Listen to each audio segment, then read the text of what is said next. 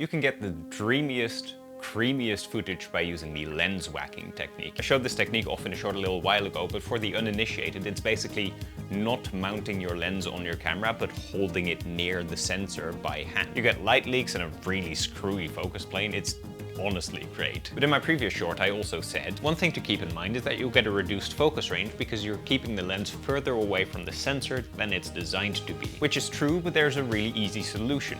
Just use a lens with a longer flange distance, which is to say the distance between the mount and the sensor. For example, and this is a little on the nose, but my Fuji lenses are made to mount on my Fuji cameras, which gives them a really short flange distance. But I also have a couple of lenses that were made to use on old SLR cameras, which means there had to be space between the sensor or the film and the lens for a big chunky mirror. Now normally if you want to use these old lenses on a modern mirrorless camera, you'd have a chunky adapter to bridge that distance. But if you just omit the adapter and freehand the lens in front of the camera, you now have a huge distance to maneuver the lens back and forth, meaning that you can now actually achieve deep focus while lens whacking. So, big surprise. Tom's solution to all of life's problems is to just use vintage lenses. Have you tried lens whacking yet? And do you like it as much as I like it?